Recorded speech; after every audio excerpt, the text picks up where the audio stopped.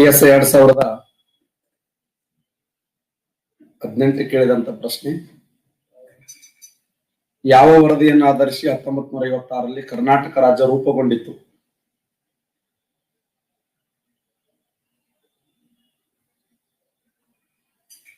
ಯಾವ ವರದಿಯನ್ನು ಆಧರಿಸಿ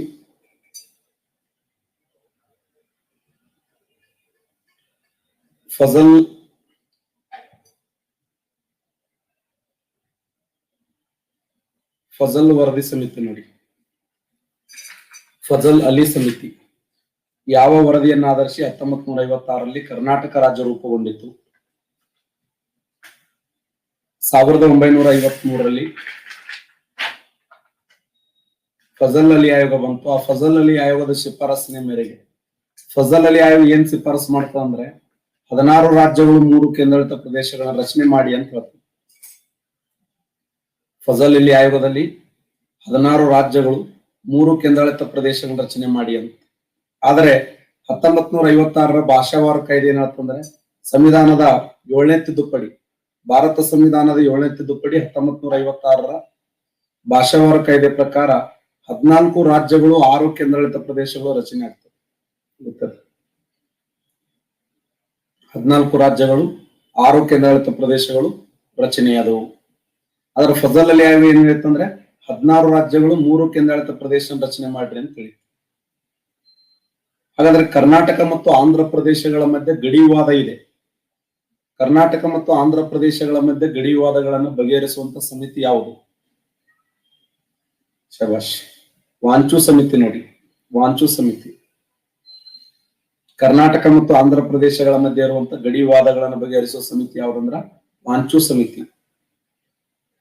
ಶ್ರೀಕೃಷ್ಣ ದೇವರಾಯನ ಸಮಕಾಲೀನ ದೊರೆ ಯಾರು? KS 2005ರಲ್ಲಿ ಕೇಳಿದಂತ ಪ್ರಶ್ನೆ. ಶ್ರೀಕೃಷ್ಣ ದೇವರಾಯನ ಸಮಕಾಲೀನ ದೊರೆ ಯಾರು? ಅಕ್ಬರ, ಫಿರೋಜ್ ಶಾ ತುಘಲಕ, ಬಾಬರ, ಅಲ್ಲಾವುದ್ದೀನ್ ಖಿಲ್ಜಿ.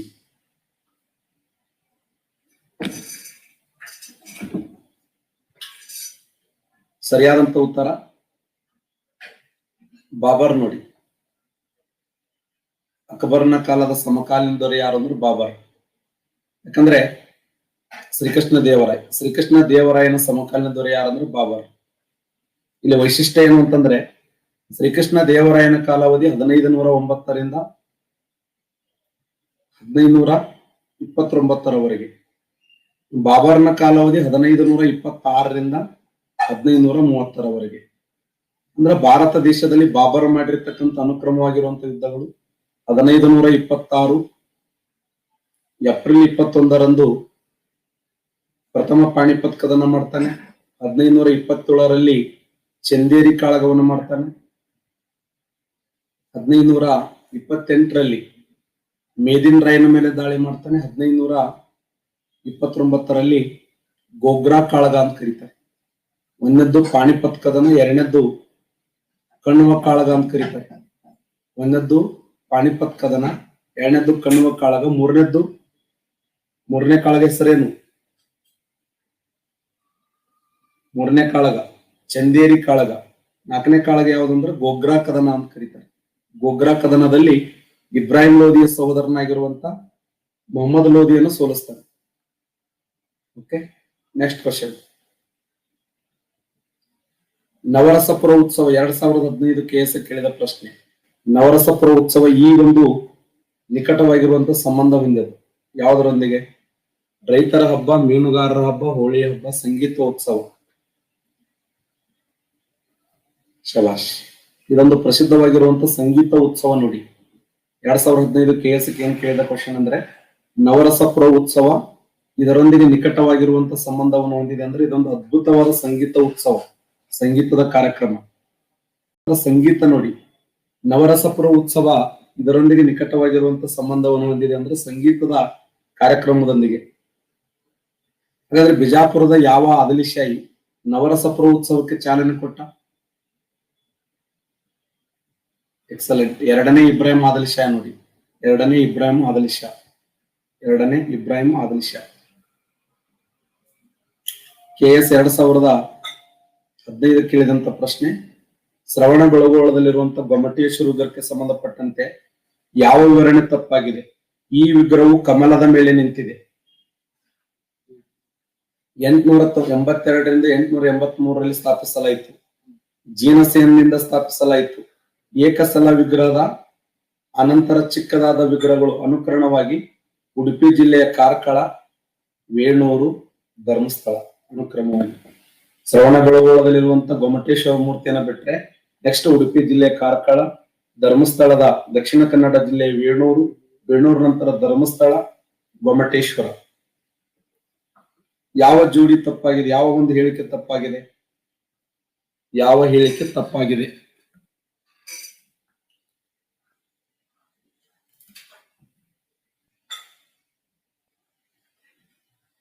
ಎಸ್, ಇಲ್ಲಿ ತಪ್ಪಾಗಿರುವಂತ ಹೇಳಿಕೆ ಯಾವ್ದಂದ್ರೆ ಸಿ ತಪ್ಪಾಗಿದೆ ನೋಡಿ. ಸಿ ತಪ್ಪಾಗಿದೆ. ಯಾಕೆ ಸಿ ತಪ್ಪಾಗಿದೆ ಅಂತಂದ್ರೆ ಈ ಗೊಮ್ಮಟೇಶ್ವರ ಶ್ರವಣಬೆಳಗೊಳದಲ್ಲಿರುವಂತ ಗೊಮ್ಮಟೇಶ್ವರ ವಿಗ್ರಹವನ್ನು ಕೆತ್ತನೆ ಮಾಡಿರ್ತಕ್ಕಂಥ ವ್ಯಕ್ತಿ ಯಾರು ಅಂತಂದ್ರೆ ಚಾವುಂಡರಾಯ. ಇದರ ಶಿಲ್ಪಿ ಯಾರಂದ್ರೆ ಅರಿಷ್ಟನೇಮಿ. ಶಿಲ್ಪಿ ಅರಿಷ್ಟನೇಮಿ. ಇದನ್ನು ಕೆತ್ತನೆ ಮಾಡಿರ್ತಕ್ಕಂಥ ವ್ಯಕ್ತಿ ಅರಿಷ್ಟನೇಮಿ. ಇದು ಯಾರ ಕಾಲದಲ್ಲಿ ಕೆತ್ತನೆ ಆಯಿತು ಅಂತಂದ್ರೆ ಚಾವುಂಡರಾಯನ ಕಾಲದಲ್ಲಿ. ಗಂಗರ ಕಾಲದ ಅತ್ಯಂತ ಪ್ರಸಿದ್ಧವಾಗಿರುವಂತ ಮಂತ್ರಿ ಯಾರಂದ್ರೆ ಚಾವುಂಡರಾಯ. ಚಾವುಂಡರಾಯನ ಪ್ರೇರಣೆಯಿಂದ ಈ ಒಂದು ಅರಿಷ್ಟನೇಮಿ ಇದನ್ನು ಕೆತ್ತನೆ ಮಾಡಿರ್ತಕ್ಕಂಥ ಶಿಲ್ಪಿ. ನೆಕ್ಸ್ಟ್ ವರ್ಡನ್ 2017ರಲ್ಲಿ ಕೇಳಿದಂತ ಪ್ರಶ್ನೆ, ಹರ್ಷನಿಕ್ಕಿಂತ ಇಮ್ಮಡಿ ಪುಲಿಕೇಶಿ ಹೆಚ್ಚಿನ ಸೇನಾ ಸಾಮರ್ಥ್ಯಕ್ಕೆ ಸಾಕ್ಷಿ ಕೆಳಕಂಡ ಯಾವುದರಲ್ಲಿ ಸಿಗುತ್ತದೆ? ಹರ್ಷ ಚರಿತೆ ಮಾತ್ರ, ಐಹೊಳೆ ಪ್ರಶಸ್ತಿ ಮಾತ್ರ, ಚೀನಿಯ ವೃತ್ತಾಂತರಗಳು. ಐಹೊಳೆ ಪ್ರಶಸ್ತಿ, ಹರ್ಷ ಚರಿತೆ, ಚೀನಿಯ ವೃತ್ತಾಂತಗಳು. ಹರ್ಷನಿಗಿಂತ ಪುಲಕೇಶಿಯ ಸೇನಾ ಅತಿ ಹೆಚ್ಚಿನ ಸಾಮರ್ಥ್ಯ ಹೊಂದಿತ್ತು ಅಂತ.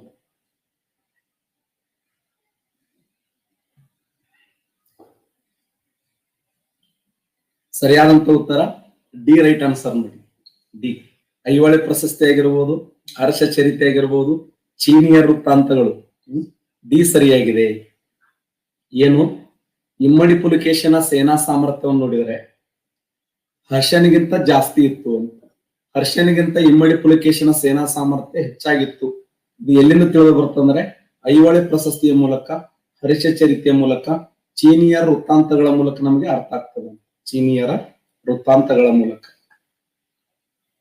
ಮೌಲಾನಾ ಅಬ್ದುಲ್ ಕಲಾಂ ಆಜಾದ್ ಕೇಳಿದಂತ ಪ್ರಶ್ನೆ ಇದು. 2019 ಡಿಸೆಂಬರ್ 18ನೇ ತಾರೀಕು ಕೇಳಿದಂತ ಪ್ರಶ್ನೆ. ಕರ್ನಾಟಕದ ಏಕೈಕ ಪೆಟ್ರೋಲಿಯಂ ಸಂಸ್ಕರಣಾ ಕೇಂದ್ರ ಎಲ್ಲಿದೆ? ಮಂಗಳೂರು, ಬೆಂಗಳೂರು, ಉಡುಪಿ, ಕಾರವಾರ. ಮಂಗಳೂರಿನ ಪೆಣಂಬೂರು ನೋಡಿ. ಮಂಗಳೂರಿನ ಪೆಣಂಬೂರದಲ್ಲಿ ಕರ್ನಾಟಕದ ಏಕೈಕ ಪೆಟ್ರೋಲಿಯಂ ಸಂಸ್ಕರಣಾ ಕೇಂದ್ರವಿದೆ. ಬಹಳ ಫೇಮಸ್ ಆಗಿರುವಂತ ಪ್ರಶ್ನೆ ಇದು. ಸಾಕಷ್ಟು ಬಾರಿ ರಿಪೀಟ್ ಆಗಿದೆ. ಕರ್ನಾಟಕ ರಾಜ್ಯದ ಏಕೈಕ ಪೆಟ್ರೋಲಿಯಂ ಸಂಸ್ಕರಣಾ ಕೇಂದ್ರ ಎಲ್ಲಿದೆ ಅಂತ ಸರಿಯಾದಂತ ಉತ್ತರ ಮಂಗಳೂರಿನ ಪೆಣಂಬೂರು. ಬಳ್ಳಾರಿ ಜಿಲ್ಲೆಯ ಸಂಡೂರು ಯಾವುದಕ್ಕೆ ಫೇಮಸ್ ಆಗಿದೆ? KS 2008ರಲ್ಲಿ ಕೇಳಿದಂತ ಪ್ರಶ್ನೆ. ಬಳ್ಳಾರಿ ಜಿಲ್ಲೆಯ ಸಂಡೂರು ಯಾವುದಕ್ಕೆ ಫೇಮಸ್? ಕಬ್ಬಿಣಕ್ಕೆ ಫೇಮಸ್ ಆಗಿದೆ, ಮ್ಯಾಂಗ್ನೀಸ್ ಫೇಮಸ್ ಆಗಿದೆ, ಚಿನ್ನಕ್ಕೆ ಫೇಮಸ್ ಆಗಿದೆ, ತಾಮ್ರಕ್ಕೆ ಫೇಮಸ್ ಆಗಿದೆ. ಸಂಡೂರು, ಬಳ್ಳಾರಿ ಜಿಲ್ಲೆಯ ಸಂಡೂರು ಯಾವುದಕ್ಕೆ ಫೇಮಸ್ ಆಗಿದೆ? ಕಬ್ಬಿಣ, ಮ್ಯಾಂಗ್ನೀಸ್, ಚಿನ್ನ, ತಾಮ್ರ. ಸಂಡೂರು.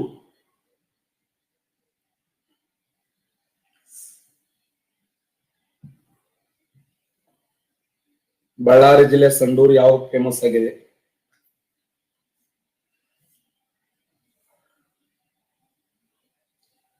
ಸರಿಯಾದಂತ ಉತ್ತರ ಮ್ಯಾಂಗ್ನೀಸ್ ಫೇಮಸ್ ಆಗಿದೆ ನೋಡಿ. ಮ್ಯಾಂಗ್ನೀಸ್. ಚಿತ್ರದುರ್ಗ ಜಿಲ್ಲೆ ಇಂಗಳದಾಳ ಇದಕ್ಕೆ ಫೇಮಸ್ ಆಗಿದೆ? ಚಿತ್ರದುರ್ಗ ಜಿಲ್ಲೆ ಇಂಗಳದಾಳ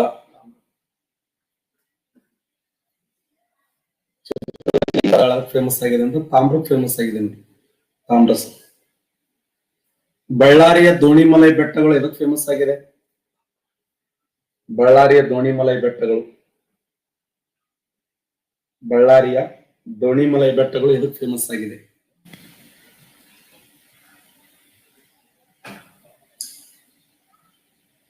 ಕಬ್ಬಿಣ ಫೇಮಸ್ ಆಗಿದೆ ನೋಡಿ.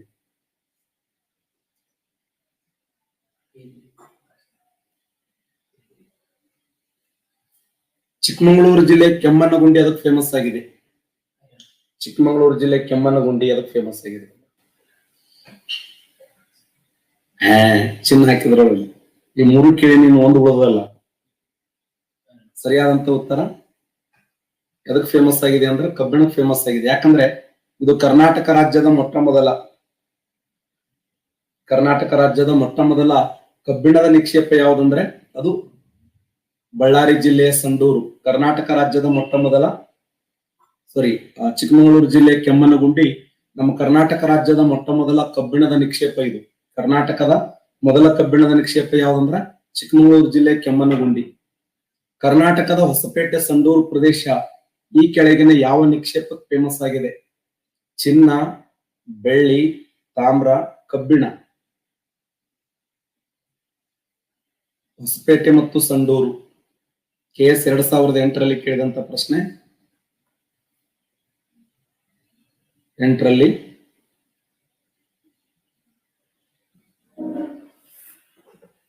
ಕಬ್ಬಿಣ ಫೇಮಸ್ ನೋಡಿ. ಕಬ್ಬಿಣ ಕರ್ನಾಟಕದ ಹೊಸಪೇಟೆ ಸಂಡೂರು ಎದಕ್ಕೆ ಫೇಮಸ್ ಆಗಿದೆ ಅಂತಂದ್ರೆ ಅದು ಕಬ್ಬಿಣಕ್ಕೆ ಫೇಮಸ್ ಆಗಿರುವಂತ ಒಂದು ಪ್ರದೇಶ ಕಬ್ಬಿಣ. ಕರ್ನಾಟಕ ಮುಂಗಾರು ಮಳೆ FD 2019ರಲ್ಲಿ ಕೇಳಿದಂತ ಪ್ರಶ್ನೆ.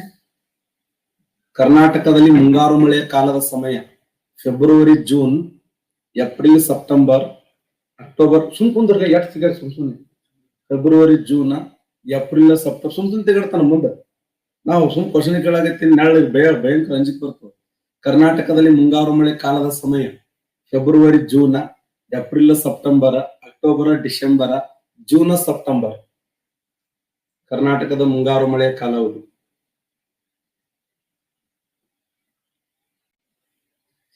ಜೂನ್ದಿಂದ ಸೆಪ್ಟೆಂಬರ್ ನೋಡಿ.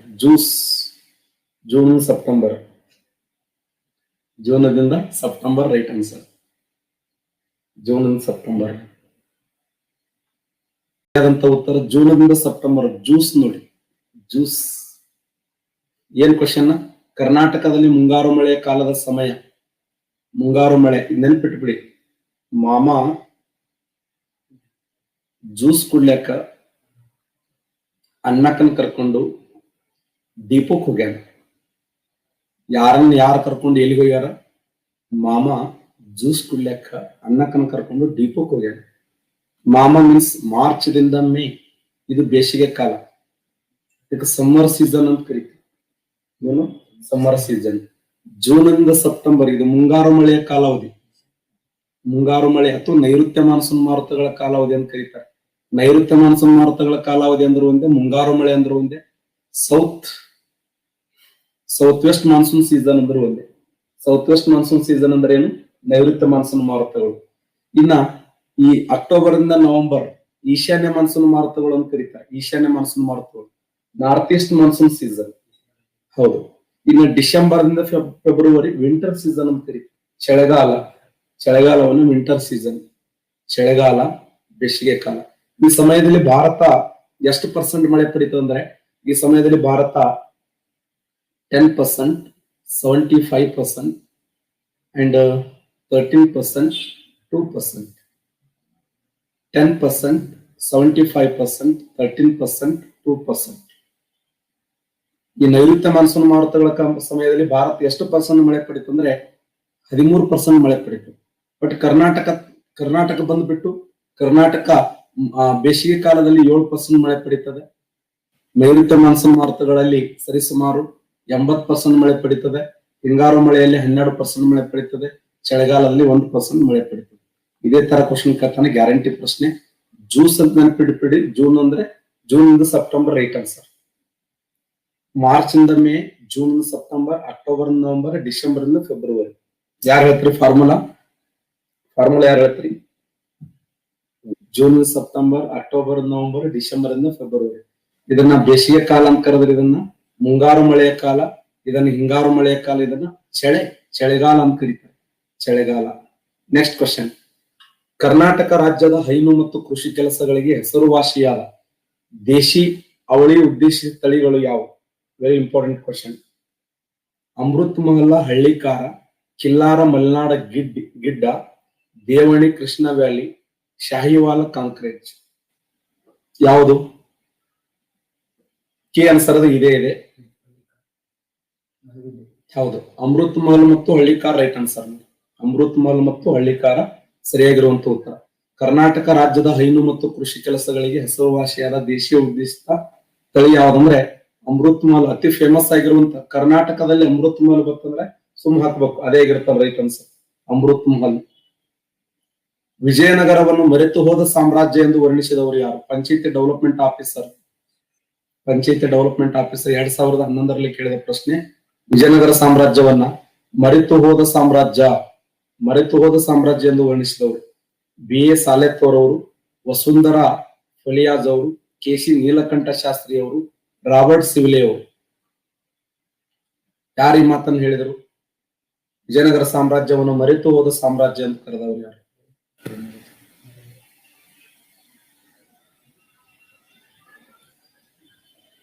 ರಾಬರ್ಟ್ ಸಿವಿಲೆ ನೋಡಿ. ಮರೆತು ಹೋದ ಸಾಮ್ರಾಜ್ಯ, ಮರೆಯದ ಸಾಮ್ರಾಜ್ಯ ಅಂತ ಕರೆದವ್ರು ಯಾರಂದ್ರೆ ಸೂರ್ಯನಾರಾಯಣಾಚಾರ್ಯ ಅವರು. ಸೂರ್ಯನಾರಾಯಣಾಚಾರ್ಯ ಅವರು ಏನಂತಾರಂದ್ರೆ ವಿಜಯನಗರ ಸಾಮ್ರಾಜ್ಯವನ್ನು ಮರೆಯದ ಸಾಮ್ರಾಜ್ಯ ಅಂತ ಕರೆದವರು ಸೂರ್ಯನಾರಾಯಣಾಚಾರ್ಯ ಅವರು. ಮರೆತು ಹೋದ ಸಾಮ್ರಾಜ್ಯ ಅಂತ ಕರೆದವರು ರಾಬರ್ಟ್ ಸಿವಿಲೆ ಅವರು. ಬಳ್ಳಾರಿಗೆ ಬಂದಿರತಕ್ಕಂತ ಬಳ್ಳಾರಿಯ ಜಿಲ್ಲಾಧಿಕಾರಿಗಳಾಗಿರುವಂತ ರಾಬರ್ಟ್ ಸಿವಿಲೆ ಅವರು ಈ ಮಾತನ್ನ ಹೇಳ್ತಾರೆ. ವಿಜಯನಗರ ಸಾಮ್ರಾಜ್ಯವನ್ನ ಮರೆತು ಹೋದ ಸಾಮ್ರಾಜ್ಯ ಅಂತ. FD 2019ರಲ್ಲಿ ಕೇಳಿದಂತ ಪ್ರಶ್ನೆ. ಮೊಹಮ್ಮದ್ ಗೋಶ್, ಯೂಸುಫ್ ಆರಿಫ್, ಇಬ್ರಾಹಿಂ ಆದಿಲ್ ಶಾ, ಮೊಹಮ್ಮದ್ ಆದಿಲ್ ಶಾ. ಬಿಜಾಪುರದ ಗೋಲುಗುಮ್ಮಟದ ನಿರ್ಮಾಪಕರು ಯಾರು? ಬಿಜಾಪುರದ ಗೋಲುಗುಮ್ಮಟದ ನಿರ್ಮಾಪಕರು ಮೊಹಮ್ಮದ್ ಗೋಶ್, ಯೂಸುಫ್ ಆರಿಫ, ಇಬ್ರಾಹಿಂ ಆದಿಲ್ ಶಾ, ಮೊಹಮ್ಮದ್ ಆದಿಲ್ ಶಾ. ಸರಿಯಾಗಿರುವಂತ ಉತ್ತರ ರೈಟ್ ಆನ್ಸರ್ ಮೊಹಮ್ಮದ್ ಆದಿಲ್ ಶಾ ನೋಡಿ. ಮೊಹಮ್ಮದ್ ಆದಿಲ್ ಶಾ. ಬಿಜಾಪುರದ ಗೋಲುಗುಮ್ಮಟ ಯಾವ ವರ್ಷ ಅಂದ್ರೆ 1656ರಲ್ಲಿ ಕಂಪ್ಲೀಟ್. 1656ರಲ್ಲಿ ಈ ಒಂದು ಕಟ್ಟಡವನ್ನು ಕಂಪ್ಲೀಟ್ ಮಾಡಲಾಯಿತು. 1656ರಲ್ಲಿ ಪ್ರಪಂಚದ ಪಿಸುಗುಟ್ಟುವ ಜಾಲ ಅಂತ ಕರೀತಾರೆ. ಜಗತ್ತಿನ ಅತ್ಯಂತ ಶ್ರೇಷ್ಠವಾಗಿರುವಂತ ಜಾಲ. 1 ಬಾರಿ ಕೂಗಿದರೆ 7 ಬಾರಿ ಪ್ರತಿಧ್ವನಿಸುವಂತಹ ಒಂದು ಕಟ್ಟಡ. ಆ ಕಟ್ಟಡ ಇದನ್ನ ನಿರ್ಮಾಣ ಮಾಡಿರ್ತಕ್ಕಂಥ ವ್ಯಕ್ತಿ ಯಾರಂದ್ರೆ ಮೊಹಮ್ಮದ್ ಆದಿಲ್ ಶಾ. ಈ ಕೆಳಗಿನ ಯಾವ ವ್ಯಕ್ತಿ ಬಿಜಾಪುರದ ಆದಿಲ್ ಶಾಹಿ ಮನೆತನದ ಅತ್ಯಂತ ಪ್ರಸಿದ್ಧ ದೊರೆಯಾಗಿದ್ದಾನೆ? ಮೊಹಮ್ಮದ್ ಗೋಶ, ಯೂಸುಫ್ ಆರಿಫ, ಎರಡನೇ ಇಬ್ರಾಹಿಂ ಆದಿಲ್ ಶಾ, ಮೊಹಮ್ಮದ್ ಆದಿಲ್ ಶಾ. ಸರಿಯಾದಂತ ಉತ್ತರ ಎರಡನೇ ಇಬ್ರಾಹಿಂ ಆದಿಲ್ ಶಾ. ಎರಡನೇ ಇಬ್ರಾಹಿಂ ಆದಿಲ್ ಶಾ ಈ ಒಂದು ಬಿಜಾಪುರದ ಆದಿಲ್ ಶಾಹಿ ಮನೆತನದ ಅತ್ಯಂತ ಶ್ರೇಷ್ಠ ದೊರೆ.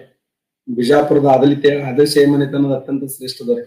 ಈ ಕೆಳಗಿನ ಯಾರ ಪ್ರೇಯಸಿ ರಂಭಾ ಆಗಿದ್ದಳು? ಪ್ರಸಿದ್ಧವಾದ ನರ್ತಕಿ ರಂಭಾ. ಪ್ರಸಿದ್ಧವಾಗಿರುವಂತ ನರ್ತಕಿ ರಂಭಾ ಯಾರ ಪ್ರೇಯಸಿಯಾಗಿದ್ದಳು? ಅವಳ ಗೋರಿ ಇದೆ ಇಲ್ಲಿ. ಪ್ರಸಿದ್ಧವಾಗಿರುವಂತ ನರ್ತಕಿ ರಂಭಾ ಮೊಹಮ್ಮದ್ ಆದಿಲ್ ಶಾ ನೋಡಿ. Mohammed Adil Shah right answer.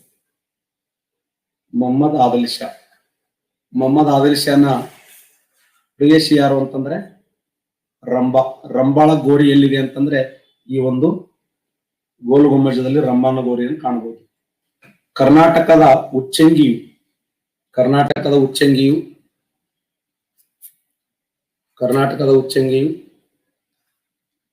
ಕದಂಬರು, ಚೇರರು, ಸವಣರು, ಪಾಂಡ್ಯರು ಯಾರ ರಾಜಧಾನಿ ಆಗಿತ್ತು?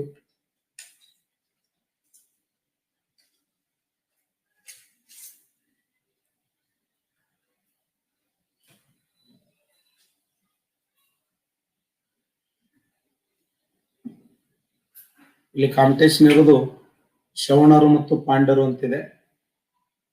ಅಲ್ಲಿ ಕೀ ಆನ್ಸರ್ ಕೊಟ್ಟಿದ್ದೇನಂತಂದ್ರೆ ಉಚ್ಚಂಗಿಯ ಪಾಂಡ್ಯರು ಅಂತ ಕೊಟ್ಟಿದ್ರು. ಉಚ್ಚಂಗಿಯ ಪಾಂಡ್ಯರು ಮತ್ತು ಶ್ರವಣರ ಪ್ರದೇಶ ಕೂಡ ಉಚ್ಚಂಗಿಯಲ್ಲಿ ಕಂಡು ಬರ್ತವೆ.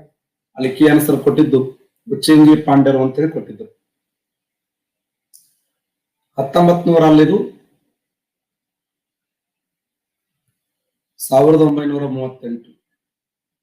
1938ರಲ್ಲಿ ಶಿವಪುರದಲ್ಲಿ ನಡೆದಂತ ಮೈಸೂರು ಕಾಂಗ್ರೆಸ್ ಮೊದಲ ಅಧಿವೇಶನದ ಅಧ್ಯಕ್ಷರಾದವರು ಯಾರು? SD 2006ರಲ್ಲಿ ಕೇಳಿದಂತ ಪ್ರಶ್ನೆ. Very important question. 1938 ಶಿವಪುರದಲ್ಲಿ ನಡೆದಂತ ಮೈಸೂರು ಕಾಂಗ್ರೆಸ್ಸಿನ ಮೊದಲ ಅಧಿವೇಶನದ ಅಧ್ಯಕ್ಷರಾದವರು ಯಾರು? KT. Bhashyam, T. Siddalingaiah, KC. Reddy, S. Nijalingappa. ಸರಿಯಾದಂತ ಉತ್ತರ ಟಿ. ಸಿದ್ದಲಿಂಗಯ್ಯ. ರೈಟ್ ಆನ್ಸರ್ ನೋಡಿ, ಟಿ. ಸಿದ್ದಲಿಂಗಯ್ಯ. ಟಿ. ಸಿದ್ದಲಿಂಗಯ್ಯ ಸರಿಯಾಗಿರುವಂತ ಉತ್ತರ. ಇದು ರಿಪೀಟೆಡ್ ಆಗಿರುವಂತ ಪ್ರಶ್ನೆ. ವಿಶಾಲ ಕರ್ನಾಟಕದ ಮೊದಲ ಮುಖ್ಯಮಂತ್ರಿಗಳು ಯಾರು? ವಿಶಾಲ ಕರ್ನಾಟಕದ ಮೊದಲ ಮುಖ್ಯಮಂತ್ರಿಗಳು. ವಿಶಾಲ ಕರ್ನಾಟಕದ ಮೊದಲ ಮುಖ್ಯಮಂತ್ರಿಗಳು. ಸರಿಯಾದಂತ ಉತ್ತರ ಎಸ್. ನಿಜಲಿಂಗಪ್ಪ ಅವರು ನೋಡಿ. 1956 1956ರಲ್ಲಿ ವಿಶಾಲ ಕರ್ನಾಟಕದ ಮೊದಲ ಮುಖ್ಯಮಂತ್ರಿಗಳು ಯಾರು ಅಂತಂದ್ರೆ, ವಿಶಾಲ ಕರ್ನಾಟಕದ ಮೊದಲ ಮುಖ್ಯಮಂತ್ರಿಗಳು ಎಸ್. ನಿಜಲಿಂಗಪ್ಪ. ಅರ್ಕಾಟ್ ಬೈಕಾಟ್ ತಂಬು ಚಟ್ಟಿ ಚಟ್ಟ ಕಟ್ಟಿ ಇದು ಯಾರ ಘೋಷವಾಕ್ಯವಾಗಿತ್ತು? ಅರ್ಕಾಟ್ ಬೈಕಾಟ್ ತಂಬು ಚಟ್ಟಿ ಚಟ್ಟ ಕಟ್ಟಿ ಇದು ಯಾರ ಪ್ರಧಾನವಾಗಿರುವಂತ ಘೋಷವಾಕ್ಯವಾಗಿತ್ತು? ಕೆ.ಸಿ. ರೆಡ್ಡಿ ಅವರ ಪ್ರಧಾನವಾಗಿರುವಂತ ಘೋಷವಾಕ್ಯ ಆಗಿತ್ತು ನೋಡಿ, ಕೆ.ಸಿ. ರೆಡ್ಡಿ. ಅರ್ಕಾಟ್ ಬೈಕಾಟ್ ತಂಬು ಚಟ್ಟಿ ಚಟ್ಟ ಕಟ್ಟಿ ಏನ್ ಹಿಂಗಂದ್ರೆ, ಮೈಸೂರು ಚಲೋ ಚಳವಳಿ ನಡೆದಂತ ಸಮಯದಲ್ಲಿ ಆ ಮೈಸೂರು ಚಲೋ ಚಳವಳಿಯ ನಾಯಕರಾಗಿರುವಂತ ಕೆ.ಸಿ. ರೆಡ್ಡಿ ಅವರು ಹೋರಾಟವನ್ನು ಮಾಡುವಂತ ಸಮಯದಲ್ಲಿ ಬೆಂಗಳೂರಿನ ಬನ್ನೆಪ್ಪ ಪಾರ್ಕದಿಂದ ಹೋರಾಟವನ್ನು ಆರಂಭ ಮಾಡ್ತಾರೆ. ಆ ಬೆಂಗಳೂರಿನ ಬನ್ನೆಪ್ಪ ಪಾರ್ಕದಿಂದ ಹೋರಾಟವನ್ನು ಆರಂಭ ಮಾಡಿ 1947 ಅಕ್ಟೋಬರ್ 24ರಂದು ಮೈಸೂರು ಸಂಸ್ಥಾನವನ್ನು ಭಾರತದ ಒಕ್ಕೂಟಕ್ಕೆ ಸೇರ್ಪಡೆ ಮಾಡಿದಂತ ನಾಯಕ ಯಾರಂದ್ರೆ ಕೆ.ಸಿ. ರೆಡ್ಡಿ. ಆ ಕೆ.ಸಿ. ರೆಡ್ಡಿ ಅವರ ಘೋಷವಾಕ್ಯ ಏನಾಗಿತ್ತಂದ್ರೆ ಅರ್ಕಾಟ್ ಬೈಕಾಟ್ ತಂಬು ಚಟ್ಟಿ ಚಟ್ಟ ಕಟ್ಟಿ ಅನ್ನುವಂಥ ಘೋಷವಾಕ್ಯ ಆಗಿತ್ತು. ಕೋಟೆ ಕೋಲಾಹಲ, ಈ ಕೋಟೆ ಕೋಲಾಹಲ ಅನ್ನುವಂಥದ್ದು ಯಾರ ಬಿರುದಾಗಿತ್ತು? ಯಾರ ಬಿರುದು? ಸದಾಶಿವ ನಾಯಕ, ವೆಂಕಟಪ್ಪ ನಾಯಕ? ಎಕ್ಸಲೆಂಟ್. ಸರಿಯಾಗಿರುವಂತ ಉತ್ತರ ಸದಾಶಿವ ನಾಯಕ. ರೈಟ್ ಆನ್ಸರ್ ನೋಡಿ. ಕೋಟೆ ಕೋಲಾಹಲ ಇದು ಯಾರ ಪ್ರಸಿದ್ಧವಾಗಿರುವಂತ ಬಿರುದಾಗಿತ್ತಂದ್ರೆ ಇದು ಸದಾಶಿವ ನಾಯಕನ ಪ್ರಸಿದ್ಧವಾಗಿರುವಂತ ಬಿರುದಾಗಿತ್ತು, ಕೋಟೆ ಕೋಲಾಹಲ.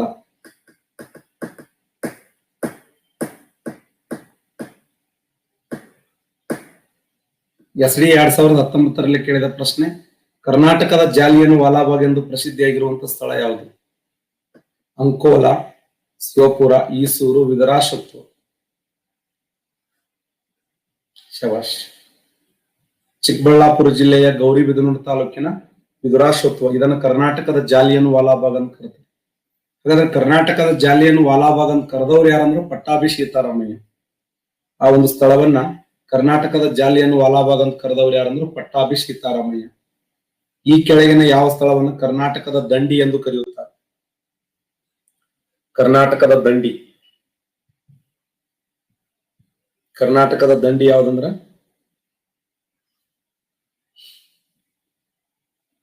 ಅಂಕೋಲ ನೋಡಿ. ಕರ್ನಾಟಕದ ದಂಡಿ ಯಾವ್ದಂದ್ರ ಅಂಕೋಲ. ಅಂಕೋಲವನ್ನು ಕರ್ನಾಟಕದ ದಂಡಿ ಎನ್ನುವರು. ಭಾರತ ದೇಶದಲ್ಲಿ ಸ್ವತಂತ್ರ ಸಾರಿಕೊಂಡಂತ ಮೊದಲ ಹಳ್ಳಿ ಯಾವುದು? ಇಡೀ ನಮ್ಮ ದೇಶದಲ್ಲಿ ಸ್ವತಂತ್ರ ಸಾರಿಕೊಂಡಂತ ಮೊದಲ ಹಳ್ಳಿ. ಎಕ್ಸಲೆಂಟ್. ಈಸೂರು ನೋಡಿ. ಇಡೀ ಭಾರತ ದೇಶದಲ್ಲಿ ಸ್ವತಂತ್ರ ಸಾರಿಕೊಂಡಿರ್ತಕ್ಕಂಥ ಮೊದಲ ಹಳ್ಳಿ ಯಾವ್ದಂದ್ರೆ ಈಸೂರು, ಇಡೀ ಭಾರತ ದೇಶದಲ್ಲಿ. ಭಾರತ ದೇಶದಲ್ಲಿ ಸ್ವತಂತ್ರ ಸಾರಿ, ಅದಕ್ಕೆ ಆ ಈಸೂರಿನ ಹೋರಾಟದ ಘೋಷವಾಕ್ಯ ಏನಾಗಿತ್ತಂದ್ರೆ ಏಸೂರು ಕೊಟ್ಟರು ಈಸೂರು ಬಿಡವೆವು. ಆ ಒಂದು ಹೋರಾಟದ ಘೋಷವಾಕ್ಯ ಆಗಿತ್ತು, ಏಸೂರು ಕೊಟ್ಟರು ಈಸೂರು ಬಿಡವೆವು. ವಿಜಯನಗರಕ್ಕೆ ಸಾಮ್ರಾಜ್ಯಕ್ಕೆ ರೇಷ್ಮೆ ಎಲ್ಲಿಂದ ಆಮದವಾಗ್ತಿತ್ತು? ರೇಷ್ಮೆ ಚೀನಾ, ಟರ್ಕಿ, ಅರೇಬಿಯಾ, ಜಪಾನ್. ಸರಿಯಾದಂತ ಉತ್ತರ ಚೀನಾ ದೇಶದಿಂದ ನೋಡಿ. ವಿಜಯನಗರ ಸಾಮ್ರಾಜ್ಯಕ್ಕೆ ರೇಷ್ಮೆ ಎಲ್ಲಿಂದ ಆಮದವಾಗ್ತಿತ್ತು ಅಂದ್ರೆ ಚೀನಾ ದೇಶದಿಂದ ಆಮದ ಆಗ್ತಿತ್ತು, ಚೀನಾ ರಾಷ್ಟ್ರದಿಂದ ರೇಷ್ಮೆ. ಕಿತಾಬ್ ಎ ನವರಸ್, ಗ್ರೂಪ್ ಸಿ 2016ರಲ್ಲಿ ಕೇಳಿದ ಪ್ರಶ್ನೆ. ಕಿತಾಬ್ ಎ ನವರಸ್ ಎಂಬ ಸಂಗೀತ ಕೃತಿಯನ್ನು ಬರೆದವರು ಯಾರು? ಯೂಸುಫ್ ಆದಿಲ್ ಶಾಹಿ, ಇಸ್ಮಾಯಿಲ್ ಆದಿಲ್ ಶಾಹಿ, ಅಲಿ ಆದಿಲ್ ಶಾಹಿ, ಎರಡನೇ ಇಬ್ರಾಹಿಂ ಆದಿಲ್ ಶಾಹಿ. ಶಬಾಷ್. ಗೊತ್ತಿಲ್ಲ ಎರಡನೇ ಇಬ್ರಾಹಿಂ ಆದಿಲ್ ಶಾಹಿ ಇದ್ದನ್ನು ಸುಮ್ ಕಣ್ಣು ಮುಚ್ಚದೆ ಹಾಕ್ಬೇಕು ಅನ್ಸರ್, ಅದೇ ಇರ್ತದೆ. 90% ಅದನ್ನ ಅವನ ಮೇಲೆ ಕೇಳ್ತಾನೆ. ಬಿಜಾಪುರದಲ್ಲಿ ಆದಿಲ್ ಶಾಹಿಗಳು ಬಂದಂದ್ರೆ ಒಂದು ಟ್ರಿಕ್ ಏನು ಅಂತಂದ್ರೆ, ನಿಮ್ಗೆ ಗೊತ್ತಿಲ್ಲ ಆನ್ಸರ್ ಅಂತಂದ್ರೆ ಬಿಟ್ಟು ಬರಬಾರ್ದು, ಹಾಕ್ಬೇಕು. ಎರಡನೇ ಇಬ್ರಾಹಿಂ ಆದಿಲ್ ಶಾಹಿನೇ ಇರ್ತದೆ ಗ್ಯಾರಂಟಿ. ಇಲ್ಲ ಅಂತಂದ್ರೆ ಮೊಹಮ್ಮದ್ ಆದಿಲ್ ಶಾಹಿ ಇರ್ತದೆ. ಮೊಹಮ್ಮದ್ ಆದಿಲ್, ಯಾಕಂದ್ರೆ ಗೋಲ್ ಗುಂಬಜ್ ಬಂತಂದ್ರೆ ಮೊಹಮ್ಮದ್ ಆದಿಲ್ ಶಾಹಿ, ಇಲ್ಲಾಂದ್ರೆ ಉಳಿದದ್ದೆಲ್ಲ ಇಬ್ರಾಹಿಂ ಆದಿಲ್ ಶಾಹಿ ಇರ್ತದೆ. ಸ್ಥಾಪಕ ಯಾರು? ಬಿಜಾಪುರ ಆದಿಲ್ ಶಾಹಿ ಮನೆತನದ ಸ್ಥಾಪಕ. ಬಿಜಾಪುರದ ಆದಿಲ್ ಶಾಹಿ ಮನೆತನ ಸ್ಥಾಪಕ ಯಾರು? ಶಬಾಷ್, ಯೂಸುಫ್ ಆದಿಲ್ ಶಾಹಿ. ನೋಡಿ, ಯೂಸುಫ್ ಆದಿಲ್ ಶಾಹಿ. ಬಿಜಾಪುರದ ಆದಿಲ್ ಶಾಹಿ ಮನೆತನ ಸ್ಥಾಪಕ ಯಾರಂದ್ರೆ ಯೂಸುಫ್ ಆದಿಲ್ ಶಾಹಿ. ಇದು ಕ್ವಶನ್ ಆಗಿದೆ. ಬಿಜಾಪುರದ ಆದಿಲ್ ಶಾಹಿ ಮನೆತನ ಸ್ಥಾಪಕ ಯಾರಂದ್ರೆ ಯೂಸುಫ್ ಆದಿಲ್ ಶಾಹಿ. ಯೂಸುಫ್ ಆದಿಲ್ ಶಾಹಿ ಯಾರಿಂದ ಕೊಲ್ಲಲ್ಪಟ್ಟನು ಅಂದ್ರೆ ಶ್ರೀಕೃಷ್ಣ ದೇವರಾಯನಿಂದ. ಶ್ರೀಕೃಷ್ಣ ದೇವರಾಯ ಈತನ ಮೇಲೆ ದಾಳಿಯನ್ನ ಮಾಡಿ ಈ ಡೋಣಿ ಕಾಳಗದಲ್ಲಿ ಈತನನ್ನ ಸಂಪೂರ್ಣವಾಗಿ ಹತ ಮಾಡಿದ. ವಾರ್ಡನ್ 2017ರಲ್ಲಿ ಕೇಳಿದ ಪ್ರಶ್ನೆ, ಕನ್ನಡದ ಮೊದಲ ಪತ್ರಿಕೆ ಸಂಪಾದಕರು. ಕನ್ನಡದ ಮೊದಲ ಪತ್ರಿಕೆ ಅಂದ್ರೆ ಮಂಗಳೂರು ಸಮಾಚಾರ. ಮಂಗಳೂರು ಸಮಾಚಾರ. ಕನ್ನಡದ ಮೊದಲ ಪತ್ರಿಕೆ ಮಂಗಳೂರು ಸಮಾಚಾರ ಪತ್ರಿಕೆಯ ಪತ್ರಕರ್ತ ಯಾರು ಅಂತಂದ್ರೆ ಹರ್ಮನ್ ಮೊಂಗ್ಲಿಂಗ್. ನೋಡಿ, ಹರ್ಮನ್ ಮೊಂಗ್ಲಿಂಗ್ ಅನ್ನುವಂತ ವ್ಯಕ್ತಿ. ಕನ್ನಡದ ಮೊದಲ ಪತ್ರಿಕೆ ಮಂಗಳೂರು ಸಮಾಚಾರ. ಈ ಮಂಗಳೂರು ಸಮಾಚಾರ ಪತ್ರಿಕೆಯ ಪತ್ರಕರ್ತ ಯಾರಂದ್ರೆ ಹರ್ಮನ್ ಮೊಂಗ್ಲಿಂಗ್. ಯಾರನ್ನು ಕರ್ನಾಟಕದ ಶಾಸನಗಳ ಪಿತಾಮಹ ಅಂತ ಕರೀತಾರೆ? William Carey, John Garrett, BL Rice. Excellent, BL Rice. ನೋಡಿ, BL ರೈಸ್ ಅವರನ್ನ ಕರ್ನಾಟಕದ ಶಾಸನಗಳ ಪಿತಾಮಹ ಅಂತ ಹೇಳಿ ಕರೀತಾರೆ. ಯಾರನ್ನ ಕರ್ನಾಟಕದ ಶಾಸನಗಳ ಪಿತಾಮಹ ಎಂದು ಕರೆಯುತ್ತಾರೆ ಅಂದ್ರೆ BL ರೈಸ್. 2012 KS ಕೇಳಿದ ಪ್ರಶ್ನೆ, ಕರ್ನಾಟಕದ ವೈಭವ ಈ ಕೆಳಕಂಡ ಯಾವ ಪ್ರಭಾವಗಳನ್ನು ಬೀರಿತು? ಕನ್ನಡಿಗರಲ್ಲಿ ಸಾಂಸ್ಕೃತಿಕ ಒಗ್ಗಟ್ಟು ಉಂಟು ಮಾಡಿತು, ಕರ್ನಾಟಕ ಸ್ವತಂತ್ರ ಹೋರಾಟಗಾರರಿಗೆ ಸ್ಫೂರ್ತಿ ನೀಡಿತು, ಕನ್ನಡಿಗರಲ್ಲಿ ತಮ್ಮ ಗತವೈದ ಬಗ್ಗೆ ಜಾಗೃತಿ ಮೂಡಿಸಿತು, ಮೇಲಿನ ಎಲ್ಲವೂ ಸರಿ. ಕರ್ನಾಟಕದ ವೈಭವವು ಈ ಕೆಳಕಂಡ ಯಾವ ಪ್ರಭಾವಗಳನ್ನು ಬೀರಿತು? ಶಬಾಷ್, ಮೇಲಿನ ಎಲ್ಲವೂ ಸರಿ. ನೋಡಿ, ಕನ್ನಡಿಗರಲ್ಲಿ ಸಾಂಸ್ಕೃತಿಕ ಒಗ್ಗಟ್ಟನ್ನು ಉಂಟು ಮಾಡಿತು, ಕರ್ನಾಟಕದ ಸ್ವತಂತ್ರ ಹೋರಾಟಗಾರರಿಗೆ ಸ್ಫೂರ್ತಿ ನೀಡಿತು, ಕನ್ನಡಿಗರಲ್ಲಿ ತಮ್ಮ ಗತವೈದ ಬಗ್ಗೆ ಜಾಗೃತಿಯನ್ನು ಮೂಡಿಸಿತು, ಮೇಲಿನ ಎಲ್ಲವೂ ಸರಿ. PU ಕಾಲೇಜ್ 2012ರಲ್ಲಿ ಕೇಳಿದ ಪ್ರಶ್ನೆ, ಗಜಬೇಟೆಕಾರ ಎಂಬ ಬಿರುದನ್ನು ಹೊಂದಿರತಕ್ಕಂಥ ವ್ಯಕ್ತಿ ಯಾರು? ಯಾರನ್ನ ಗಜಬೇಟೆಕಾರ ಎಂದು ಕರೆಯುತ್ತಿದ್ದರು? ಗಜಬೇಟೆಕಾರ.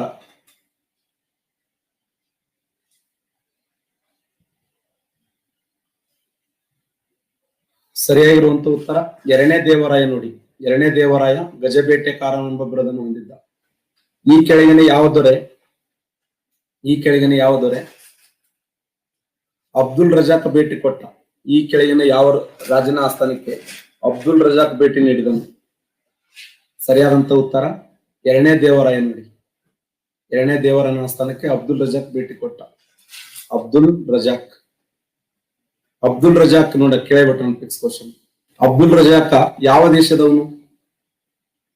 ಪರ್ಷಿಯಾ ದೇಶ, ಅರಬ್ ದೇಶ, ಪೋರ್ಚುಗಲ್ ದೇಶ, ಚಟಕಾಯ್ ತರ್ಕಸ್ತ್. ಯಾವ ದೇಶದವನು? ಪರ್ಷಿಯಾ ದೇಶದ ರಾಯಭಾರಿ. ನೋಡಿ, ಪರ್ಷಿಯಾ ದೇಶದ ರಾಯಭಾರಿಯಾಗಿರುವಂತ ಅಬ್ದುಲ್ ರಜಾಕ ಯಾರ ಆಸ್ಥಾನಕ್ಕೆ ಭೇಟಿ ಕೊಟ್ಟ ಅಂದ್ರ ಎರಡನೇ ದೇವರಾಯನ ಆಸ್ಥಾನಕ್ಕೆ ಭೇಟಿ ಕೊಟ್ಟ.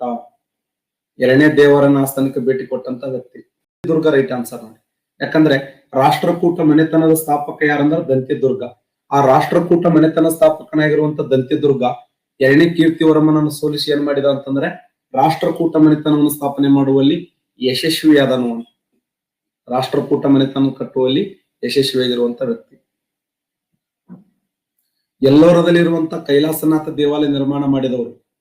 ಎಲ್ಲೋರದಲ್ಲಿ ಕೈಲಾಸನಾಥ ದೇವಾಲಯ ಇದೆ. ಆ ಎಲ್ಲೋರದ ಕೈಲಾಸನಾಥ ದೇವಾಲಯ ನಿರ್ಮಾಣ ಮಾಡಿದಂತ ವ್ಯಕ್ತಿ ಯಾರು?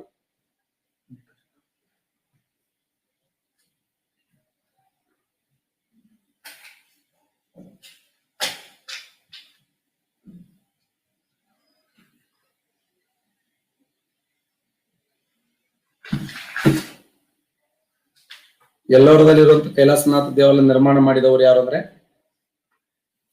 ಸರಿಯಾದಂತ ಉತ್ತರ ಒಂದೇ ಕೃಷ್ಣ. ನೋಡಿ, ಕೃಷ್ಣ ಕೈಲಾಸ ಪರ್ವತವನ್ನು ಎತ್ತಿ ಹಿಡಿದಂತ ದೃಶ್ಯ, ಅದೊಂದು ಅದ್ಭುತವಾಗಿರುವಂತ ಶಕ್ತಿ ಇದೆ. ನೆಕ್ಸ್ಟ್, ತ್ರೈ ಸಮುದ್ರ ತೋಯ ಪೀತ ವಾಹನ ಎಂಬ ಬಿರುದನ್ನು ಪಡೆದಂತ ವ್ಯಕ್ತಿ ಯಾರು? ಜೈಲರ್ 2011ರಲ್ಲಿ ಕೇಳಿದ ಪ್ರಶ್ನೆ. ತ್ರೈ ಸಮುದ್ರ ತೋಯ ಪೀತ ವಾಹನ ಎಷ್ಟಾದ್ ನೋಡೋದು, ಒಂದು ಪದ್ಯ ಇದ್ದಂಗ. ಏ ನಾಮ ಹೈ ಗಾನ ಹೈ. ತ್ರೈ ಸಮುದ್ರ ತೋಯ ಪೀತವಾನ. ತ್ರೈ ಸಮುದ್ರ ತ್ರೈ ಸಮುದ್ರ ತೋಯ ಪೀತವಾನ ಎಂಬ ಬಿರುದನ್ನು ಹೊಂದಿರತಕ್ಕಂಥ ವ್ಯಕ್ತಿ ಯಾರಂದ್ರೆ ಗೌತಮಿಪುತ್ರ ಶಾತಕರ್ಣಿ. ಗೌತಮಿಪುತ್ರ ಶಾತಕರ್ಣಿಯ ಪ್ರಸಿದ್ಧವಾದ ಬಿರುದು ಏನಂದ್ರೆ ತ್ರೈ ಸಮುದ್ರ ತೋಯ ಪೀತವಾನ. ಇದು ಕ್ವಶನ್ ಆಗಿದೆ. ತ್ರೈ ಸಮುದ್ರ ತೋಯ ಪೀತವಾನ ಎಂಬ ಬಿರುದನ್ನು ಪಡೆದಂತ ವ್ಯಕ್ತಿ ಯಾರಂದ್ರೆ ಗೌತಮಿಪುತ್ರ ಶಾತಕರ್ಣಿ. ಈ ಕೆಳಗಿನ ಯಾವ ದೊರೆಯನ್ನ ಶಾತವಾಹನರ ಕುಲ ಪ್ರತಿಷ್ಠಾಪಕ ಎಂದು ಕರೆಯುತ್ತಿದ್ದರು? ಶಾತವಾಹನರ ಕುಲ ಪ್ರತಿಷ್ಠಾಪಕ. ಈ ಕೆಳಗಿನ ಯಾವ ದೊರೆಯನ್ನ ಶಾತವಾಹನರ ಕುಲ ಪ್ರತಿಷ್ಠಾಪಕ ಎಂದು ಕರೆಯುತ್ತಿದ್ದರು?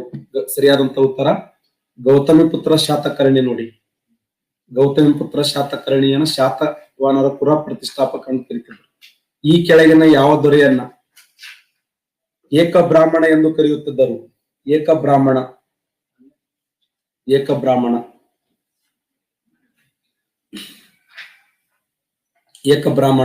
ಗೌತಮಿಪುತ್ರ ಶಾತಕರ್ಣಿಗೆ.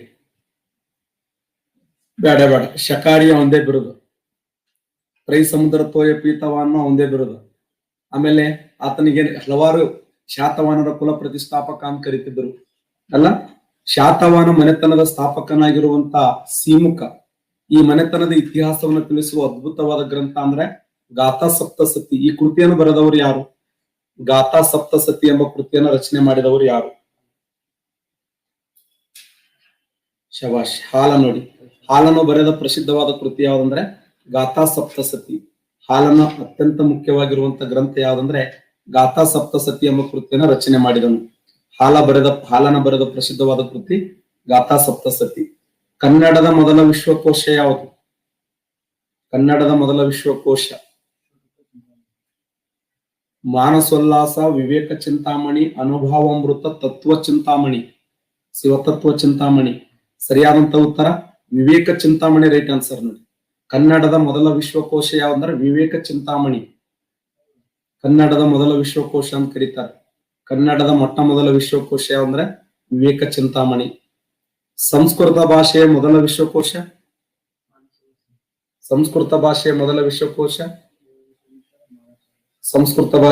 ವಿಶ್ವಕೋಶ ಯಾವಂದ್ರೆ ಮಾನಸೋಲ್ಲಾಸ. ಈ ಮಾನಸೋಲ್ಲಾಸ ಎಂಬ ಕೃತಿಯನ್ನು ಬರೆದವರು ಯಾರಂದ್ರೆ ಮೂರನೇ ಸೋಮೇಶ್ವರ ಬರೆದ ಮಾನಸೋಲ್ಲಾಸ. ಮೂರನೇ ಸೋಮೇಶ್ವರನನ್ನ ಸರ್ವಜ್ಞ ಚಕ್ರವರ್ತಿ ಅಂತ ಕರೀತಿದ್ರು. ಯಾರನ್ನ ಸರ್ವಜ್ಞ ಚಕ್ರವರ್ತಿ ಅಂತ ಕರೀತಾರಂದ್ರೆ ಮಾನಸೋಲ್ಲಾಸ ಈ ಬರೆದಂತ ಮೂರನೇ ಸೋಮೇಶ್ವರನನ್ನ. ಬೆಣ್ಣೆತೋರೆ ಯೋಜನೆ ಇರುವುದು PSI 2007ರಲ್ಲಿ ಕೇಳಿದ ಪ್ರಶ್ನೆ. ಬೆಣ್ಣೆತೋರೆ ಎನ್ನುವಂತ ಅಣೆಕಟ್ಟು ಈ ಕೆಳಗಿನ ಯಾವ ಜಿಲ್ಲೆಯಲ್ಲಿದೆ? ಕಲಬುರಗಿ ಜಿಲ್ಲೆಯಲ್ಲಿದೆ, ಬೀದರ್ ಜಿಲ್ಲೆಯಲ್ಲಿದೆ, ತುಮಕೂರು ಜಿಲ್ಲೆಯಲ್ಲಿದೆ, ಬಳ್ಳಾರಿ ಜಿಲ್ಲೆ. ಸರಿಯಾದಂತ ಉತ್ತರ ಕಲಬುರಗಿ. ನೋಡಿ, ಬೆಣ್ಣೆತೋರೆ ಯೋಜನೆ ಕರ್ನಾಟಕ ರಾಜ್ಯದಲ್ಲಿ ಕರ್ನಾಟಕದ ಅತ್ಯಂತ ಪ್ರಸಿದ್ಧವಾಗಿರುವಂತಹ ಮತ್ತು ವಿವಾದಾತ್ಮಕವಾದ ಅಣೆಕಟ್ಟದು ಬೆಣ್ಣೆತೋರೆ ಅಣೆಕಟ್ಟು. ಆ ಬೆಣ್ಣೆತೋರೆ ಅಣೆಕಟ್ಟು ಕಂಡು ಬರುವ ಜಿಲ್ಲೆ ಯಾವುದು ಅಂತಂದ್ರ ಸರಿಯಾದಂತ ಉತ್ತರ ಕಲಬುರಗಿ. FD 2018ರಲ್ಲಿ ಕೇಳಿದಂತ ಪ್ರಶ್ನೆ, ಯಾವ ನದಿಯ ಮುಖಜ ಭೂಮಿಯಲ್ಲಿ ಭಟ್ಕಳ ಬಂದರ ನೆಲೆಯಾಗಿದೆ? ಸೀತಾ ನದಿ, ಶರಬಿ ನದಿ, ತಡ್ರಿ ನದಿ, ಶರಾವತಿ ನದಿ. ಸರಿಯಾದಂತ ಉತ್ತರ 61% ಕರೆಕ್ಟ್ ಆನ್ಸರ್ ಮಾಡಿದ್ದೀರಿ. ಶರಬಿ ನದಿ ರೈಟ್ ಆನ್ಸರ್. ನೋಡಿ, ಕ್ವಶನ್ ಏನಿದೆ ಅಂದ್ರೆ ಯಾವ ನದಿ ಮುಖಜ ಭೂಮಿಯಲ್ಲಿ ಭಟ್ಕಳ ಬಂದರ ನೆಲೆಯಾಗಿದೆ ಅಂದ್ರೆ ಶರಬಿ ನದಿಯ ಮುಖಜ ಭೂಮಿಯಲ್ಲಿ ಭಟ್ಕಳ ಬಂದರ ನೆಲೆಯಾಗಿದೆ. ಭಟ್ಕಳ ಬಂದರ. ನೆಕ್ಸ್ಟ್ ಕ್ವಶನ್, ಬಾರ್ಕನ್ ಫಾಲ್ಸ್ ಈ ಕೆಳಗಿನ ಯಾವ ನದಿಯಿಂದ ನಿರ್ಮಾಣಗೊಂಡಿದೆ? ಬಾರ್ಕನ್ ಫಾಲ್ಸ್ ಪ್ರಸಿದ್ಧವಾಗಿರುವಂತಹ ಬಾರ್ಕನ್ ಫಾಲ್ಸ್ ಯಾವ ನದಿಯಿಂದ ಅಂತಂದ್ರೆ ಸೀತಾ ನದಿಯಿಂದ. ನೋಡಿ, ಶಿವಮೊಗ್ಗ ಜಿಲ್ಲೆಯಲ್ಲಿ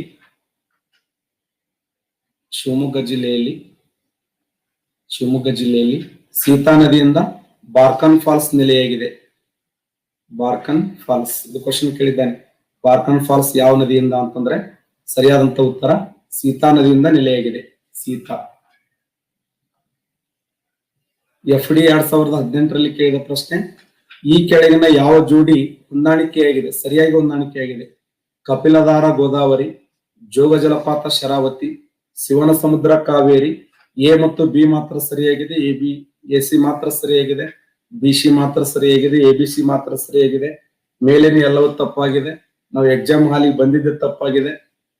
ಇದು FD ಕ್ವಶನ್ ಪೇಪರ್ ಹಂಗೆ ಇದೆ. FD ಎಕ್ಸಾಮ್ ಯಾಕಾರ ಕಟ್ಟಿದೆವು, ಯಾವ ಜೋಡಿ ಸರಿಯಾಗಿ ಹೊಂದಾಣಿಕೆ ಆಗಿದೆ ಅಂತ ಕ್ವಶನ್ 2018 FD ಕ್ವಶನ್ ಇದು.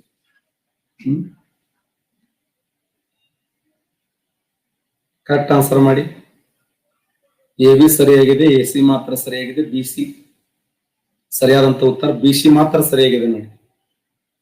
ಕಪಿಲಧಾರ ಅನ್ನುವಂಥದ್ದು ಇದು ಯಾವ ನದಿಯಿಂದ ನಿರ್ಮಾಣಗೊಂಡಿದೆ ಅಂದ್ರೆ, ಈ ಕಪಿಲಧಾರ ಅನ್ನುವಂತ ಜಲಪಾತಕ್ಕೆ ಏನಂತ ಕರೀತಾರೆ, ಯಾರು ಹೇಳ್ತಾರೆ? ಇನ್ನೊಂದು ಹೆಸರಿಂದ ಕರೀತಾರೆ ಕಪಿಲಧಾರ ಅನ್ನುವಂತ ಜಲಪಾತಕ್ಕೆ, ಕಪಿಲಧಾರ ಜಲಪಾತಕ್ಕೆ.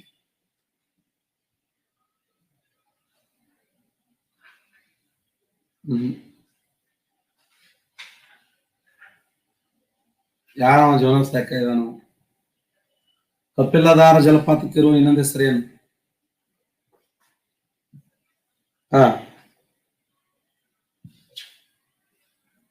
ಇನ್ನೊಂದು ಹೆಸರು ಮಾರ್ಬಲ್ ಫಾಲ್ಸ್ ಅಂತ ಕರೀತಾರೆ ನೋಡಿ. ಫಾಲ್ಸ್ ಸಿಕ್ಕಿರುವ ಇನ್ನೊಂದು ಹೆಸರು ಏನಂದ್ರೆ ಮಾರ್ಬಲ್ ಫಾಲ್ಸ್ ಅಂತ ಕರೀತಾರೆ. ಮಾರ್ಬಲ್ ಜಲಪಾತ ಕಪಿಲಧಾರ. ಈ ಕಪಿಲಧಾರ ಜಲಪಾತ ಯಾವ ನದಿಯಿಂದ ನಿರ್ಮಾಣಗೊಂಡಿದೆ ಅಂದ್ರೆ ನರ್ಮದಾ ನದಿಯಿಂದ. ನರ್ಮದಾ ನದಿಯಿಂದ ಎರಡು ಜಲಪಾತಗಳು ನಿರ್ಮಾಣಗೊಂಡವು. ಒಂದು ಕಪಿಲಧಾರ, ಇನ್ನೊಂದು ಧುವಂದರ್. ಈ ಕಪಿಲಧಾರ ಮತ್ತು ಧುವಂದರ್ ಎರಡಕ್ಕೂ ಮಾರ್ಬಲ್ ಅಂತ ಕರೀತಾರೆ. ಯಾಕಂದ್ರೆ ಆ ಮಾರ್ಬಲ್ ಇರುವಂತ ಏರಿಯಾ ಸುತ್ತಮುತ್ತ ಅಷ್ಟು ಸಮೃದ್ಧವಾಗಿ ಹರಿಯುವಂತ ಎರಡು ಜಲಪಾತಗಳು. ಒಂದು ಕಪಿಲಧಾರ ಮತ್ತು ಧುವಂದರ. ಇದು ಯಾವ ನದಿಯಿಂದ ನಿರ್ಮಾಣಗೊಂಡಿದೆ ಅಂತಂದ್ರೆ ನರ್ಮದಾ ನದಿಯಿಂದ. ಇನ್ನು ಜೋಗ ಜಲಪಾತ, ಶರಾವತಿ, ಇದು ಮಾಮೂಲು ನಮ್ಮದಿದು. ಆಮೇಲೆ ಶಿವನ ಸಮುದ್ರ, ಕಾವೇರಿ ಎರಡು ಕರೆಕ್ಟ್ ಅವ. KS 2008 ಕೇಳಿದಂತ ಪ್ರಶ್ನೆ, ಕಾವೇರಿ ನದಿ ಈ ಕೆಳಗಿನ ಯಾವ ರಾಜ್ಯಗಳ ಮಧ್ಯೆ ವಿವಾದ ಇದೆ? ಕರ್ನಾಟಕ, ಆಂಧ್ರ, ತಮಿಳುನಾಡು. ಕರ್ನಾಟಕ, ತಮಿಳುನಾಡು, ಕೇರಳ, ಪಾಂಡಿಚೇರಿ. ತಮಿಳುನಾಡು, ಗೋವಾ, ಕರ್ನಾಟಕ. ಮಹಾರಾಷ್ಟ್ರ, ಗೋವಾ, ತಮಿಳುನಾಡು, ಆಂಧ್ರ. ಕಾವೇರಿ ನದಿ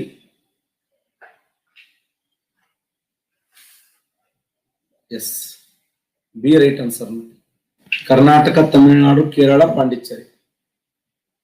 ಕಾವೇರಿ ನದಿ ನೀರಿನ ವಿವಾದಗಳು ಯಾವ ರಾಜ್ಯಗಳ ಮಧ್ಯೆ ಅಂದ್ರೆ ಕರ್ನಾಟಕ, ತಮಿಳುನಾಡು, ಕೇರಳ, ಪಾಂಡಿಚೇರಿ. ಈ 4 ರಾಜ್ಯಗಳ ಮಧ್ಯೆ ವಿವಾದ ಇದೆ. 4 ರಾಜ್ಯಗಳು ಯಾವಂತಂದ್ರೆ ಕರ್ನಾಟಕ, ತಮಿಳುನಾಡು, ಕೇರಳ, ಪಾಂಡಿಚೇರಿ. 4 ರಾಜ್ಯಗಳ ಮಧ್ಯದಲ್ಲಿ ಕಾವೇರಿ ನದಿ ವಿವಾದ ಸಮಸ್ಯೆ ಇದೆ. 2008 KS ಕೇಳಿದ ಪ್ರಶ್ನೆ, ಬಾರ್ಕನ್ ಫಾಲ್ಸ್ ಇರುವುದು ಕಾವೇರಿ, ಅಘನಾಶಿನಿ, ಮಹಾನದಿ, ಸೀತಾ.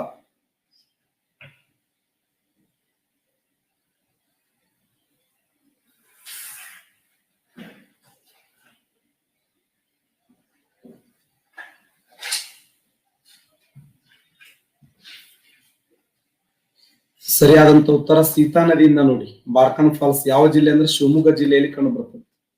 ಶಿವಮೊಗ್ಗ ಜಿಲ್ಲೆಯಲ್ಲಿ ಬಾರ್ಕನ್ ಫಾಲ್ಸ್ ಸೀತಾ ನದಿಯಿಂದ ನಿರ್ಮಾಣಗೊಂಡಿದೆ. 2008 KS SD ಕೇಳಿದಂತ ಪ್ರಶ್ನೆ, ಬೇಲೂರು ಮತ್ತು ಹಳೆಬೀಡು ದೇವಾಲಯಗಳು ಯಾರಿಗೆ ಸಂಬಂಧಪಟ್ಟವೆ? ಹೊಯ್ಸಳರು, ಚಾಲುಕ್ಯರು, ಗಂಗರು, ಕದಂಬರು. ಹೊಯ್ಸಳರಿಗೆ ಸಂಬಂಧಪಟ್ಟ ನೋಡಿ. ಹೊಯ್ಸಳರು. ಬೇಲೂರು ಮತ್ತು ಹಳೆಬೀಡು. ಬೇಲೂರಿನಲ್ಲಿ ಚೆನ್ನಕೇಶವ ದೇವಾಲಯ, ಹಳೆಬೀಡಿನಲ್ಲಿ ಹೊಯ್ಸಳೇಶ್ವರ ದೇವಾಲಯ. ಹಾಗಾದ್ರೆ ಬೇಲೂರು ಮತ್ತು ಹಳೆಬೀಡುಗಳು ಯಾರಿಗೆ ಸಂಬಂಧಪಟ್ಟಿವೆ ಅಂದ್ರೆ ಹೊಯ್ಸಳರಿಗೆ ಸಂಬಂಧಪಟ್ಟಿರ್ತಕ್ಕಂಥ ಪ್ರಸಿದ್ಧವಾದ ದೇವಾಲಯಗಳು ಅಲ್ಲ. ಚಾಲುಕ್ಯ FD 2018 ಕೇಳಿದ ಪ್ರಶ್ನೆ, ಚಾಲುಕ್ಯ ಸೈನ್ಯವು ಈ ಕೆಳಗಿನ ಯಾವ ಹೆಸರಿಂದ ಕರೆಯಲ್ಪಟ್ಟಿತ್ತು? ಚಾಲುಕ್ಯ ಸೈನ್ಯ ಕರ್ನಾಟ ಬಲ, ಕನ್ನಡ ಬಲ, ವಿಕ್ರಮಾದಿತ್ಯ ಬಲ.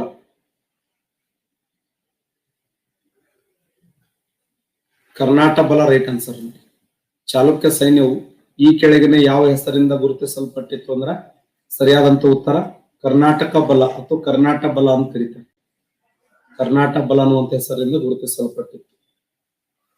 ನಳಂಬವಾಡಿಗೊಂಡ, ತಲಕಾಡುಗೊಂಡ, ವೀರನಾರಾಯಣ, ಕದನ ಪ್ರಚಂಡ, ವೀರ ಸಾಹಸಿಗ, ಚಾಲುಕ್ಯ ಮಣಿ, ಮಾಂಡಲಿಕ ಚೂಡಾಮಣಿ, ಇದು ಯಾರ ಬಿರುದಾಗಿತ್ತು? ನಳಂಬವಾಡಿ, ತಲಕಾಡುಗೊಂಡ, ವೀರಗಂಗೆ, ವೀರನಾರಾಯಣ, ಕದನ ಪ್ರಚಂಡ, ಸಾಹಸ ಭೀಮ, ಚಾಲುಕ್ಯ ಮಣಿ, ಮಾಂಡಲಿಕ ಚೂಡಾಮಣಿ, ಇದು ಯಾರ ಬಿರುದಾಗಿತ್ತು ಅಂದ್ರೆ ಬಿಟ್ಟಿ ದೇವನ ಬಿರುದಾಗಿತ್ತು. ಬಿಟ್ಟಿ ದೇವ ಅಂದ್ರು ಒಂದೇ, ವಿಷ್ಣುವರ್ಧನ ಅಂದ್ರು ಒಂದೇ. ಹೊಯ್ಸಳರ ಕಾಲದ ಅತ್ಯಂತ ಪ್ರಸಿದ್ಧ ದೊರೆಯಾಗಿರುವಂತ ವಿಷ್ಣುವರ್ಧನ ಬಿರುದೇನೆಂದ್ರೆ ತಲಕಾಡುಗೊಂಡ ವೀರನಾರಾಯಣ, ಕದನ ಪ್ರಚಂಡ, ಸಾಹಸ ಭೀಮ, ವೀರಗಂಗೆ, ಚಾಲುಕ್ಯಮಣಿ, ಮಾಂಡಲಿಕ ಚೂಡಾಮಣಿ, ನಳಂಬವಾಡಿಗೊಂಡ. ಯಾರ ಬಿರುದು? ಕಂಚಿಗೊಂಡ ಅನ್ನುವಂತ ಬಿರುದಿತ್ತು. ತಲಕಾಡುಗೊಂಡ, ಕಂಚಿಗೊಂಡ, ವೀರನಾರಾಯಣ, ಕದನ ಪ್ರಚಂಡ, ನಳಂಬವಾಡಿಗೊಂಡ. ಪೇರ್ಮದೊಳಗೊಂಡ ಅಂತ ಇನ್ನೊಂದು ಬಿರುದು. ಪೇರ್ಮದೊಳಗೊಂಡ ಅಂತ ಬಿದ್ದು ಅಡ್ಡಾಡ್ ಸತ್ತು ಹೋಗ್ಬೇಕದು. ಆದ್ರೆ ಒಂದೇ ವಿಶೇಷನ ಬಿಟ್ಟಿದೇವನ ಫಿಕ್ಸ್. ಬಿಟ್ಟಿದೇವ ಕರ್ನಾಟಕದ ಕುಲಪುರೋಹಿತ ಎಂದು ಯಾರನ್ನ ಕರೆಯುತ್ತಾರೆ? FDA 1997ರಲ್ಲಿ ಕೇಳಿದಂತ ಪ್ರಶ್ನೆ. ಡಿ.ವಿ. ಗುಂಡಪ್ಪ ಅವರು, ತಗಡೂರು ರಾಮಚಂದ್ರಪ್ಪ ಅವರು, ಆಲೂರು ವೆಂಕಟರಾಯ, ಕುವೆಂಪು ಅವರು.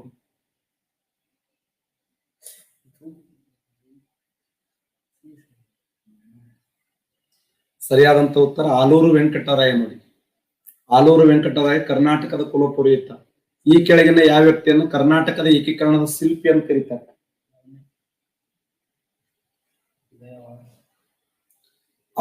ಆಲೂರು ವೆಂಕಟರಾಯ ಅವರು ಕರ್ನಾಟಕದ ಏಕೀಕರಣದ ಶಿಲ್ಪಿ.